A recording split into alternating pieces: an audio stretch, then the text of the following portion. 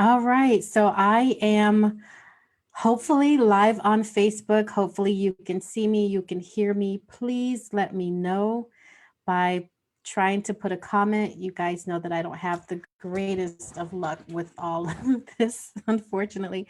I don't know what it is when I try to use Zoom with Facebook. Sometimes it goes well, sometimes it doesn't.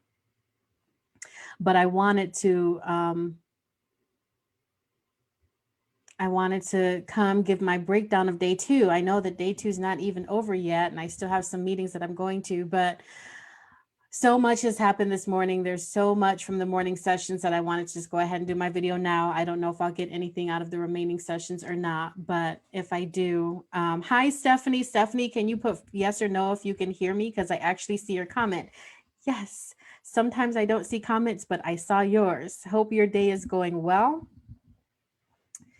And I see that you put greetings, but can you hear me? I see that Megan Burke is also watching. Can someone put in the chat if you can hear me? Because I don't always know. I know there was another video that ran for like 6 minutes before someone said, by the way, we can't hear you. So um, I don't see anything popping up. So I guess I'm just going to go ahead and launch into my oh, good. I can see and hear you. Perfect. Okay, so I gave you guys my personal itinerary yesterday, and this morning I wanted to attend the senior. What did I go to this morning? The senior council, and was at 9 o'clock my time, and that was, I believe, for 2 hours, and it overlapped the small business council. So at one point, I had both of the meetings running because let me tell you, the seniors have their stuff together. I did not want to leave their meeting, actually. So I actually logged in from another device and tuned into the Small Business Council because I also wanted to see what they had to say. One, as someone having had my own businesses in the past, launching another one in the near future, and just knowing that small businesses often pave the way. And that's a lot of our lifestyles and a lot of our decision makings. I wanted to see what they had to say. And I have to say, I wasn't that impressed with the Small Business Council. They did not impact me the way the senior council did. So I'm just going to go ahead and run through my experience with the Small Business Council first, even though I joined them second, because it just, there's so much to say from the senior standpoint. So I jumped into the meeting about 4 minutes late, and they were already giving some stats and figures. So the only stat that I heard was that Asian American women have a 44% increase in business ownership. So congratulations, Asian American women. I don't know what the other stats might have been, but again, I jumped into the meeting about 6 minutes late. So if you give yourself a minute to introduce yourself and a couple minutes to do a couple other stats, I'm not sure how extensive the stats were. And then their overall meeting seemed to be a breakdown of,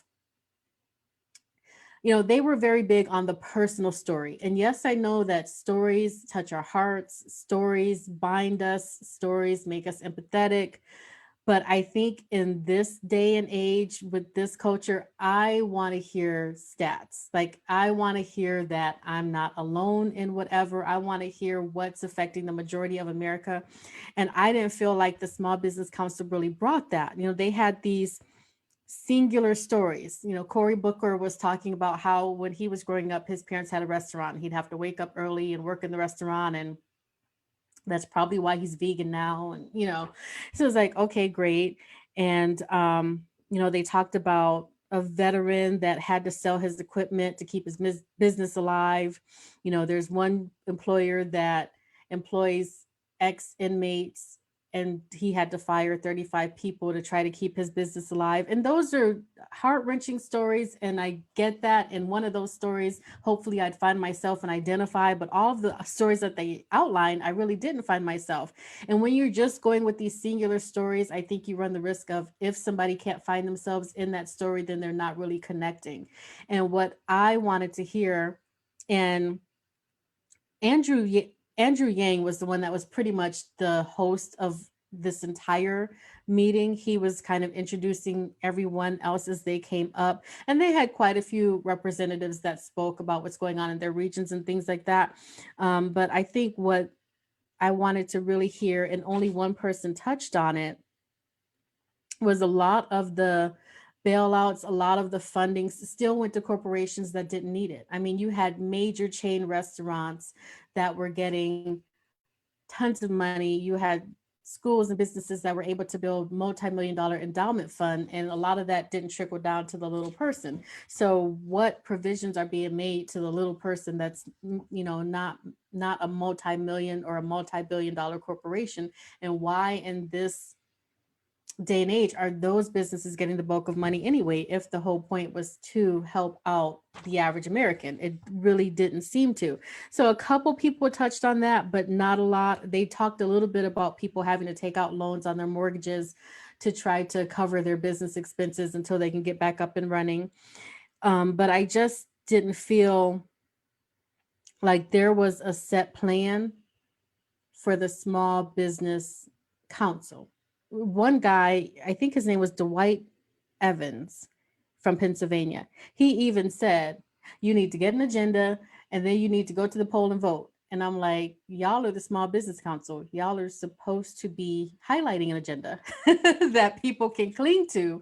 And then they'll go out and vote because they feel like someone's speaking to them. So I just felt like there was a little bit of a miss there. Great lineup of people who spoke, but I didn't feel like they connected the masses. They had Cory Booker, they had Andrew Yang, Dwight Evans, Harley Rhoda, great people that spoke. Um, but I didn't feel much. And their whole thing was trying to make you feel, because they had all of these personal stories. There was one person that made mention of, uh, I think he was talking about rural areas but not having high capacity internet, not just for your business in this day and age, but also for your children. If everybody's at home on the same internet and you're not really having the high speed capability that others have, you're at a disadvantage. And someone else came and talked about the fact that there's a lot of households that spend 70% of their income on childcare, which is crazy. So if you're spending that much just on childcare, you don't have that much to live off of anyway. And then if you're trying to have a small business on top of it and feed your family and all of these other things, it's just a true struggle. So when you look at these corporations that got these huge endowment funds, and then you look at the average person still struggling to make ends meet and raise kids and run a business and do everything from home, it's just a lot. So they touched on points, but I didn't feel like, I don't know, something just didn't land for me. I was supposed to be one of the people in their target market, and it just didn't land for me. I didn't walk away with, what are you as the council doing as the person at the table for me? Like, what are you fighting for? What is the agenda? Give me the plan. I can tell you what affects me, and 10,000 other business owners can say what affects them. And when you collect all our stories, what is our agenda? So that's how I walked away from small business, still not knowing what their agenda is. Now, let's backtrack to the senior council. They were very specific. They were very decided. They brought it. I was so engaged. Once some of them got their technical difficulties figured out, they were extremely engaging. They had a couple of heart-wrenching stories, but they came with facts, figures, stats. Everybody that stepped to the microphone to speak was speaking with charts and graphs and stats. And this is where we are, and this is where we need to be. This is what we need to do to get there. And there was no question, what are seniors fighting for? What is top on their list of issues that they care about? They had a wonderful lineup of people that attended and gave speeches. So I have so many notes, and it's written out across like 3 pages. So I'm going to try to be as clear and succinct as I can with this. But when I tell you, it was just so astounding. Um, and I'm going to stop sharing this background because I'm going to also need to like show you some of the stats and figures, because I was trying to do screenshots. I was trying to bring it all. I was like, oh my God, 9 o'clock in the morning, and Yahoo know me. No, I don't wake up that early in the morning. they had me fired up, ready to go, jumping out of bed, like, okay, go seniors. The first panel that I really enjoyed, I always love seeing Ayanna Presley. She's from Massachusetts. She's risen the ranks, and let me tell you, like, it is hard to rise the ranks as a Democrat in Massachusetts, because that is literally the most racist place I have ever lived. It is not easy to be a Democrat, at least back in those days. Like, I moved there in 1995, right out of high school. It was a culture shock and how racist it was. It wasn't easy to be a Democrat, but she's been rising the ranks. So Ayanna Presley was there, Jan Chakowski, and I believe the other woman's name at the bottom is Doris Smith. So they were doing like a panel discussion, which they really kind of needed a moderator because nobody knew like who was leading the charge, but they finally got that together. And then Jan, she had to work out some technical difficulties because I think she had like two microphones on in the same room. But they're all co-chairs of the House Task Force on Aging and Families. So they were talking about the groundbreaking work that they've been doing for eons. And then Ayanna Presley is, one of the newer members, one of the younger members, but impactful. And they have all been working to make sure that the issues that are affecting the aging community are heard, are brought to the table, and they've been very powerful. So I really enjoyed their presentation. Another person that spoke was Rich Fiesta, and he is from the oh wait, where's he from? Rich Fiesta. He was so incredible. There were so many speakers. Um, I think he's from one of the national councils, National Council to Preserve Social Security. I kind of feel like that was somebody else, actually. Okay, my notes are all over the place. So, but Rich Fiesta was talking about.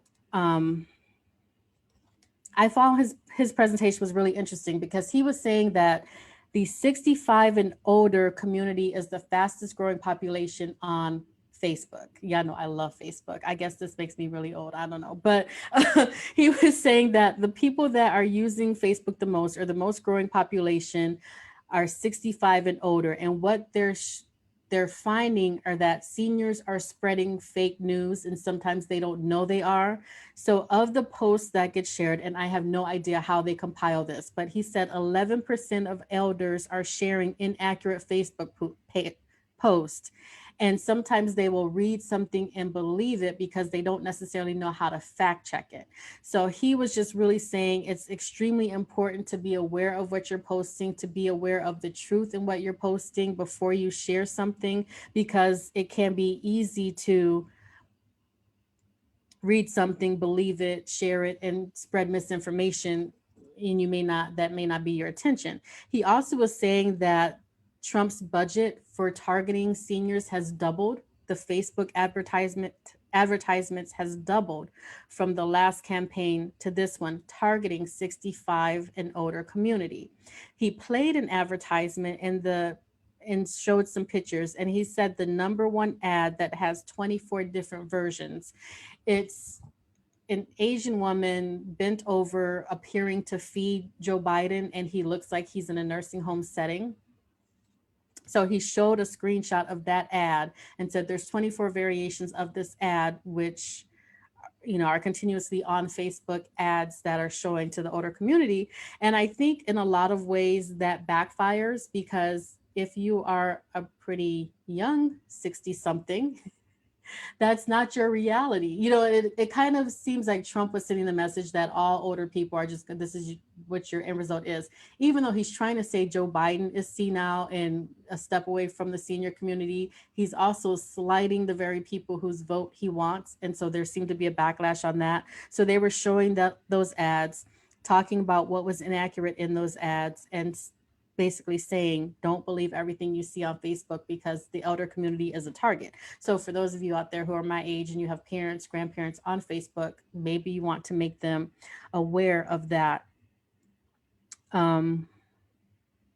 They were encouraging everybody to vote early, put in their votes early. And again, I don't know how they compiled all these stats, but they were incredible. So they were talking about people's fear of voting because the coronavirus is a huge fear for the 60 and older community. So, of the people in that age bracket, only 10% of Trump supporters are concerned about the coronavirus. They have no problem going to the poll on election day and voting because they still honestly believe that the coronavirus is a hoax. However, on the other side of that, the majority of Biden supporters have a fear of going to the polls because they do believe the scientists. So he was just talking about everything that's going on with the postal service. And today I posted an article just a little while ago that the new postmaster is actually backing off on some of those changes that he was going to make. So now this is a little bit outdated, but action speaks louder than words. So he said it, but is he actually going to do it? Because we all have seen the pictures.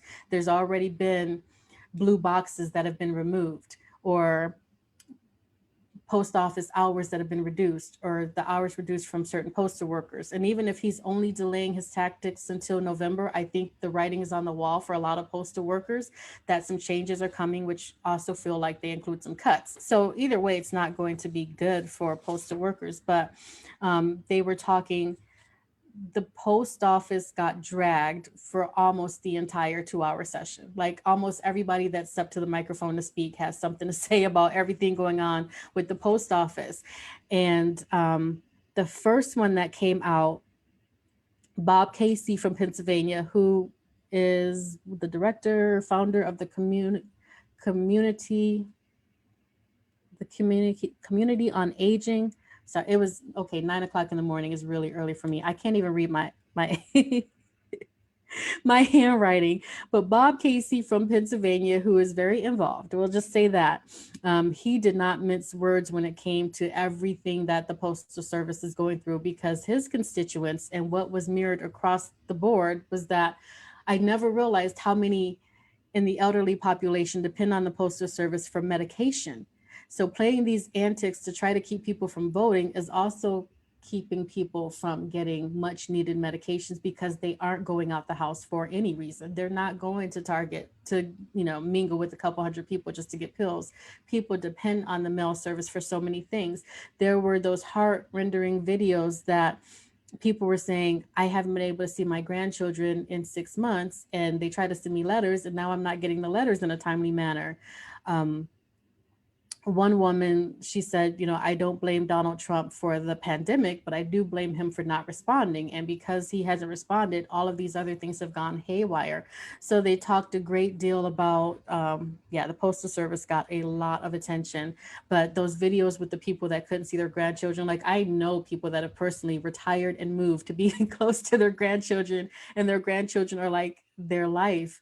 And because of safety reasons, the children were in school, or the children are still in activities or whatever, they haven't been able to physically see their grandchildren in months. And that's really hurting a lot of people. And a lot of people who aren't that tech savvy or may not have internet don't have the benefit of just jumping on a Zoom call. But Zoom is not enough when you're used to the hugs and the kisses and the parties and all of this. So that was a huge concern. Jackie Rosen from Nevada, she was there. She spoke, of course. I was very proud. And she was talking about caregiving, because she's had to caregive for her parents and her in-laws. So for her, the senior council was also very powerful, and something she was passionate about, because she's seen firsthand their needs. And everybody was talking about how much Donald Trump lied about cuts to Social Security, cuts to Medicare. Again, with Donald Trump trying to help his business people and cut payroll tax. Well, how does Social Security and Medicare get paid for? Through payroll tax. So essentially, cutting those services that he promised for years that he would not cut. Um, I found it interesting that they said 8 out of 10 COVID deaths, the person is 60 or older. I didn't realize it was that high for the 60 and older community, but they're saying 80% of the COVID deaths, the person is 60 or older. Um, they talked about dismantling the Affordable Care Act and how many people would lose so many benefits, all of those preventive care measures that they have, the screenings, the diabetes, the cancer, all those things that are out of pocket, a lot of prescriptions that are free. All of that's going to be cut if the Supreme Court ends up dismantling the ACA. So they were very passionate about that. their whole thing was improving the senior benefits. So they have a PAC committee, they have a scorecard that they rate Congress with, they have questionnaires for candidates that are running for any office. Like they really had their stuff together. They were like, if you want to be involved, there's a whole bunch of organizations that you can work with. Oh, okay. And Rich Fiesta. Okay, so I was breaking down his Facebook presentation before. So he's from the Alliance for Retired Americans. He was mainly talking about Facebook, but um, and then there were some other stats. Where'd my stats go? Okay, and so they were also talking about how much ground they've lost or gained over the years. So in 2016, they said 71% of people 65 and older voted. For the age bracket 50 to 64, 55% of those people voted for Trump. 65 and older, 53% of those people voted for Trump. In 2018, with the local races, the slate was pretty even. Then in May of 2020, so in May of this year, just a few months ago, Democrats were ahead in the polls, but now today it's back to being even. So they were really talking about like everyone has to get out and vote. As soon as you get your ballot in the mail, read it, fill it out, return it, don't delay. And oh, and they broke it down even further. So among white seniors, it's pretty tied, Democrat and Republican vote. Among minority seniors, there's a 6-point lead, which still isn't much because all of these polls are normally a plus or minus 3% margin. So that's pretty close. The other slide I wanted to show you guys, I was trying to take screenshots as they were talking, but again, they are very clear on what concerns them. So I don't know when this poll was taken because I can't even see. I think it says June 31st to August 2nd. So just a couple weeks ago, this poll wrapped up. So the 4 issues that are most important to seniors overall, however many took this poll: the economy, national security, healthcare, and the coronavirus. Now, they also sent out a poll while we were actually in the meeting. And in that poll, and I have no way of knowing how many people were on the call because this was more of a webinar. But for today's meeting, coronavirus was number 1, healthcare was number 2, and then I think the economy and national security were 3 and 4. Either way, this has been the top 4 issues that affect the elder community. They're very, very nervous about the coronavirus. And I thought it was interesting because I hadn't even considered this, and I don't remember who mentioned it, but someone did say with all the changes that they're trying to make to healthcare, is coronavirus going to be considered a pre-existing condition that won't be covered in the future? So if you're just now coming of age, you're just now entering the marketplace for some reason, I don't know all the terms and conditions of getting insurance from the marketplace, but if there comes a time when pre-existing conditions aren't covered, are they going to put COVID in that bunch? Like if you were lucky enough to survive it, but likely have some long-term lingering effects, will you not be able to get treated because you ended up getting this pandemic disease that could have been avoided if we had acted earlier anyway? So that was a really interesting question. But I loved how they brought it today with the facts, the figures, the stats. That's, when you talk about an election, I need to see where my situation ranks with the rest of America to really know how serious it's being taken. Like if you're the only one suffering something out of 300 million people, you're probably not getting your issue addressed at the table. But if you could tell me like 45% of people are experiencing this or 70% of people are experiencing that, it's like, okay, this is a big issue. Here's the alliance or the council that's fighting for it. Here's where I need to put my efforts. We're going to be at the table. We're going to be heard. I think it makes a difference. So to me, that's where the The Small Business Council really kind of missed today because not many people came with facts and figures. And right out the gate, the senior council, every couple minutes, somebody was throwing up a chart, throwing up, throwing up something. It was very clear. They came with an agenda, they came with a call to action. Oh, and they also came with a little bit of entertainment. Let me get my other slide up here. I was very surprised to see the four tops. Oh my gosh, don't they look so good? Okay, so the guy with all the gold records behind him, he's the last original member of the four tops. The person in the lower left, I believe his father was an original four tops. And then you have the other two gentlemen there. And they all spoke about why they're riding with Biden.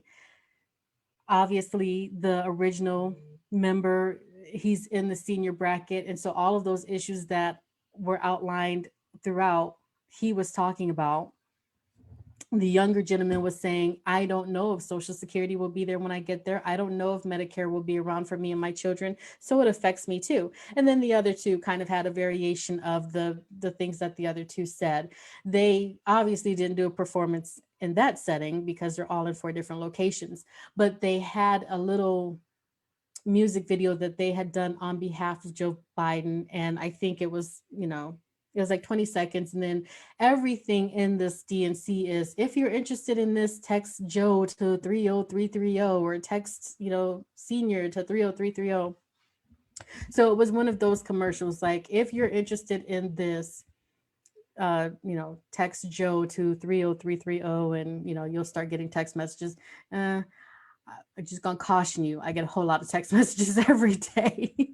I'm interested. I haven't pushed stop, but it's not going to be one or two. I don't even know how they're divvying up like who's getting what because I feel like I get everything. Like, I've only bought in once and now I just kind of get everything. But yeah, I mean, they had it. They had an excellent panel. They had great speakers. They had impassioned speakers. Everybody was the head of a council or committee. There were ways for you to get involved. They shared websites.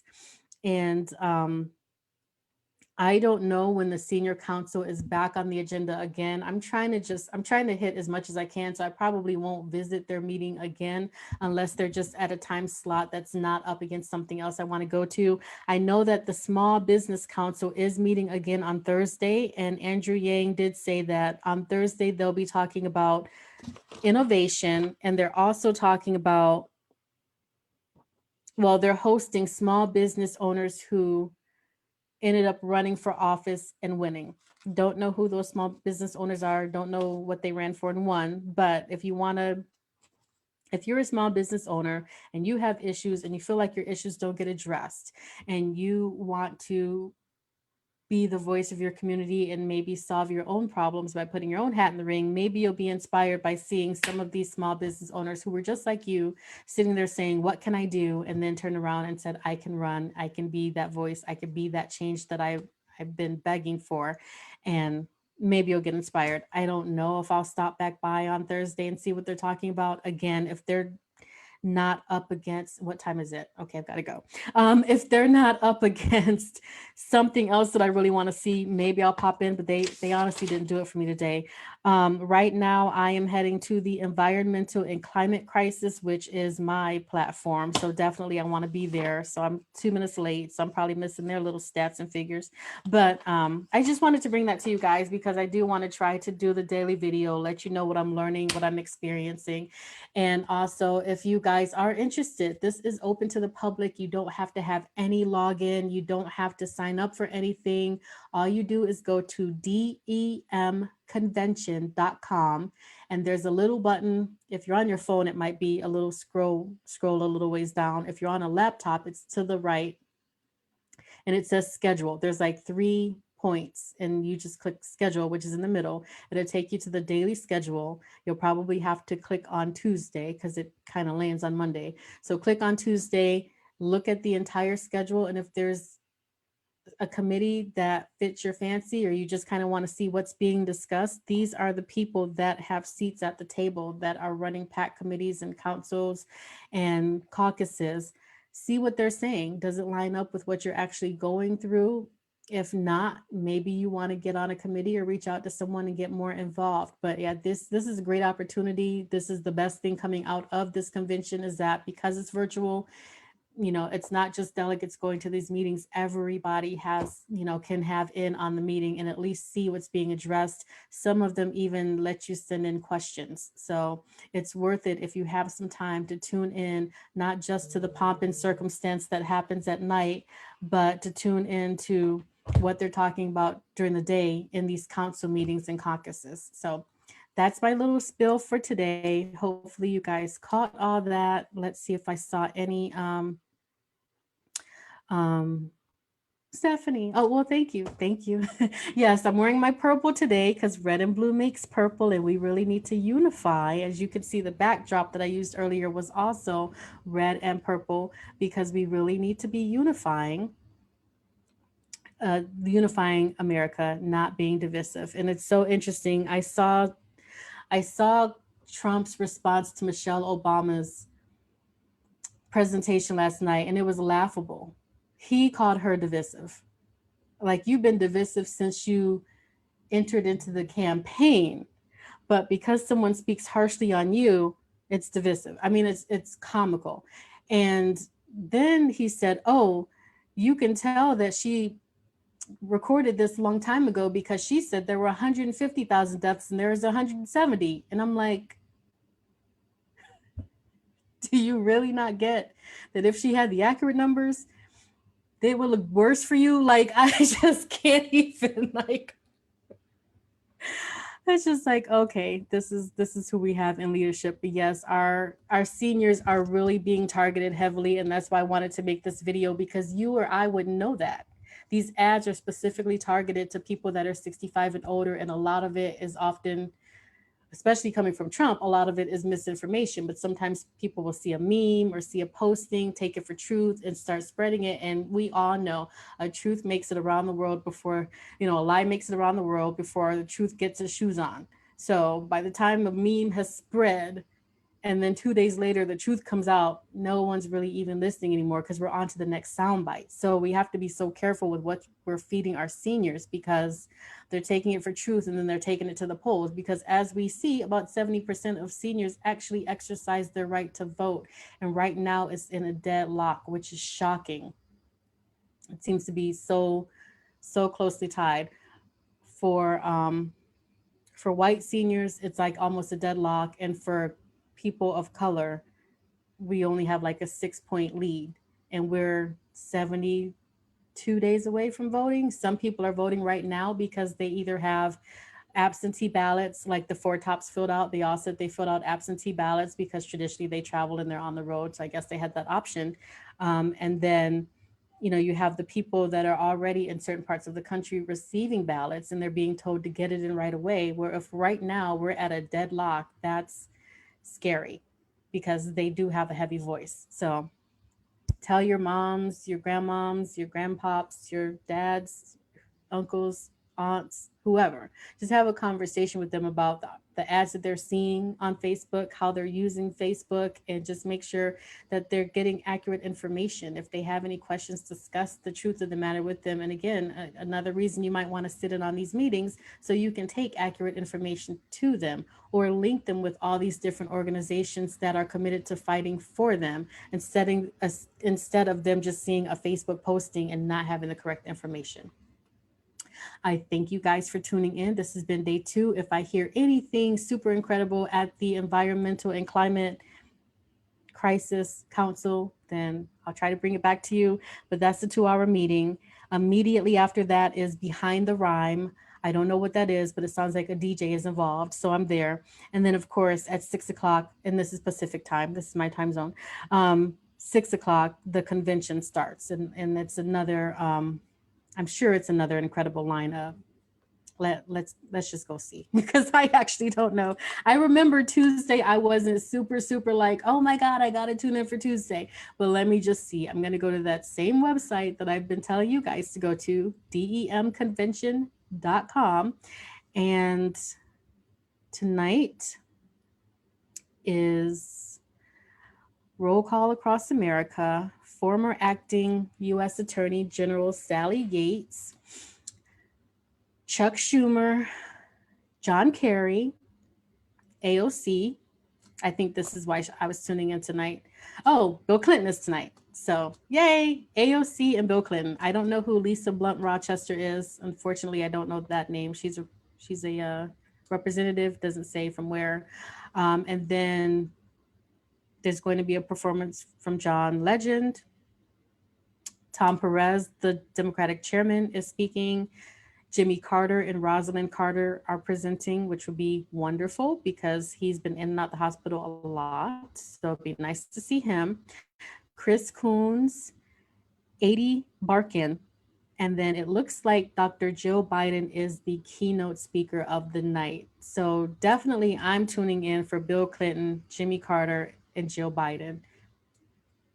I mean, I'm watching the whole thing, but those are going to be my highlights. I also like John Kerry too. Haven't heard a lot from him in a while, unless I've just been tuned out. But tonight's not so bad. I just hadn't checked the schedule. So now that I have 6 o'clock Pacific, 8 o'clock Central, 9 o'clock Eastern, at least tune in for that, which should be on all your local channels and, of course, CNN. Or you can stream it online also. There's tons of watch parties. Again, if you go to the demconvention.com, I think they have ads for different watch parties that you can tune into, or your state party should have some kind of watch party if you just want to watch it online and chat with other people while you're watching it. Because normally we would all be in a big arena. So I have to say, it was a bit lackluster last night with like no crowds cheering at any moment. Like, that's just hard.